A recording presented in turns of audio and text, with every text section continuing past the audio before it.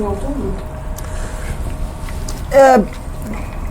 Foi muito natural o cálculo que eu fiz. Eu gostaria de ter uma figura vamos dizer, com uma origem militar, porque o tema do combate ao crime organizado e da guerra contra o crime é central. E eu não sou identificado como esse cara. De fato, nunca participei de uma troca de tiros na minha vida. Então, por mais que eu fale muito do assunto e seja um civil, o civil, nesse instante, dado que a gente vê o Brasil entrando numa guerra contra o crime, o civil precisa de um militar todo junto. Eu acho que ter uma dupla em que eu cuido das obrigações civis como presidente da República e um vice que ajuda a coordenar essas forças para que a gente tenha um enfrentamento ao militar ao crime organizado sempre fez muito sentido. Do ponto de vista eleitoral, já estava rolando uma aproximação natural com forças policiais. Nosso pré-candidato ao governo do Rio de Janeiro, por exemplo, é alguém ligado ao BOPE, o sniper do BOPE. A gente tem policial sendo pré-candidato ao governo do Ceará. E o nosso discurso sobre enfrentamento ao crime é tão forte que a gente começou a invadir esse eleitorado. Então, eu acho que era um caminho natural. Acho que esse caminho natural já estava acontecendo. Então, não acho que isso faça, vamos dizer, não acho que isso seja a diferença que nós queremos colocar. Tinha que dar como eu disse, tinha que bater o sangue, dar uma química aqui entre eu e ele, entre estilos diferentes, jeitos de ser diferente, linguagens diferentes. E é justamente isso que nós encontramos. Não, por mais que seja estranho, não há tanto cálculo nas coisas que nós fazemos. Dia desses eu estava dando uma entrevista lá em Caxias do Sul também, e eu falei, olha, nosso planejamento era primeiro o partido ficar pronto, depois eu aparecer nas pesquisas, depois eu ultrapassar os governadores, depois bater 10% até agosto, e aí derrotar o Flávio, né? E aí vai para o segundo turno e eu derroto o Lula. Não é que tinha um plano, eu só falei isso uma vez, aí muita gente falou, nossa, o cara tem um planejamento. Eu não tinha planejamento nenhum. A gente só apenas saiu viajando pelo Brasil falando o que a gente pensa. As coisas são muito mais espontâneas do que a gente imagina. Então, é ele porque tinha que ser ele. Acho que é isso que eu penso. Presidente, sim. Me sinto muito honrado em estar ao lado do Renan, com este olhar que ele tem de preocupação de defender a nação brasileira de facções criminosas que hoje já dominam 1/4 do território nacional. São 40 milhões de brasileiros sob o jugo de facções. Isso sim é uma ameaça real à nossa soberania. E com a moral que eu tenho, eu sou 100% ético, 100% responsável, e reconheço esses mesmos valores no Renan, honestidade, integridade, e por ser assim, eu me comunico com o melhor da polícia brasileira, militar e civil. Eu tenho certeza que esse contingente de policiais militares do bem, há eventuais desvios de conduta que devem ser combatidos, sou um representante que vou conversar com esses policiais. E a nação brasileira, escolhendo Renan Santos, eu faço aqui, empenho a minha palavra. Nas principais operações da Polícia Nacional, Militar e Civil, Federal, eu estarei lá nessas operações.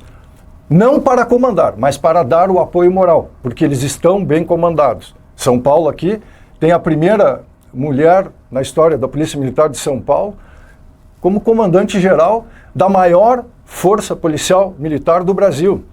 E a comandante aqui comanda com a sua moral como mulher, Amanda, que muito bem representa esse ímpeto, esse significado que a mulher tem. E não digo isso para agradar as mulheres. Eu sou quem eu sou porque tive uma mãe muito presente, um pai muito honesto e trabalhador.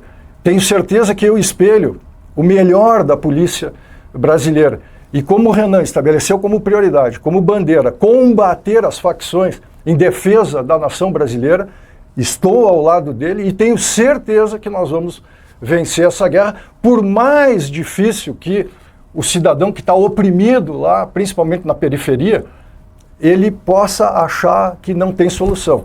A pior solução é nós não enfrentarmos o problema com a esperança que o Renan desperta no melhor dos brasileiros. O trabalhador, aquele que levanta cedo e volta tarde para casa, aquele trabalhador que espera uma solução para os seus problemas.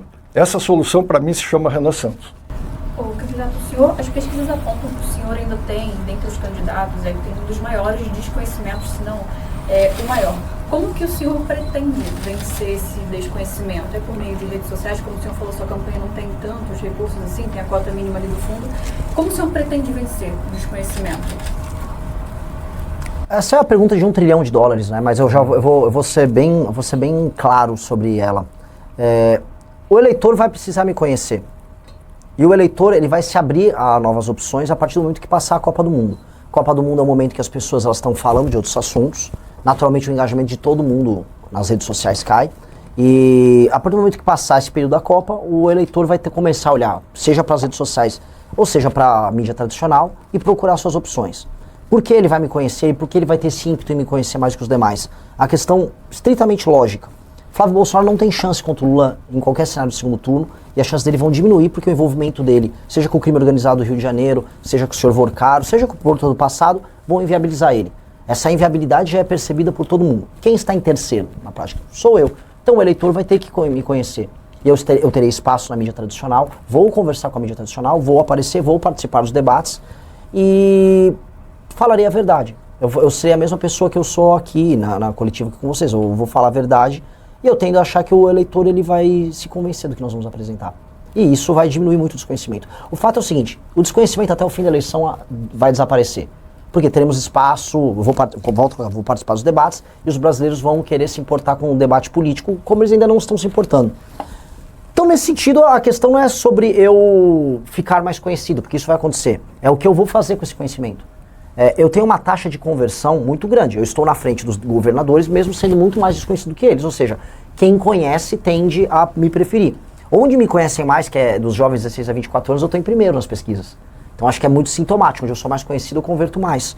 Então eu já me puni bastante. Eu fico coçando a cabeça, fico bravo comigo mesmo, porque eu não consigo diminuir esse desconhecimento. Mas às vezes a gente só tem que aceitar que as coisas são como elas são e que esse processo é um processo natural, que haverá um momento eleitoral e a gente aceitar isso. Então hoje eu estou muito mais tranquilo sobre isso. Haverá um momento que as pessoas vão querer conhecer os pré-candidatos. E me dando uma câmera, me dando um espaço de fala, com todo o respeito aos demais, não há como comparar. Não há como comparar o Flávio ou o Lula comigo. Eu vou ser muito superiores, apresentando ideias que são também muito superiores, e aí as pessoas vão tomar a decisão delas. Um breve adendo, presidente, complementando, acho fundamental propus ao presidente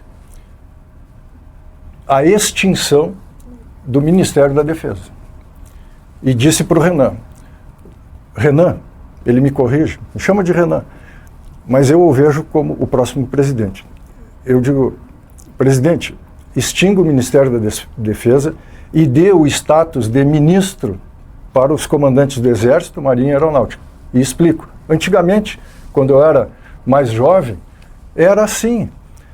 Para combater o crime organizado, como o Renan irá combater de fato e de direito, a interlocução do próximo presidente com o comandante do Exército, da Marinha e da Aeronáutica, ele tem que ser direto. Ele não pode ter interlocução. E vocês que são aqui os olhos e os ouvidos da nação brasileira, precisam saber que o Renan não é uma proposta do além. Não, ele vai combater.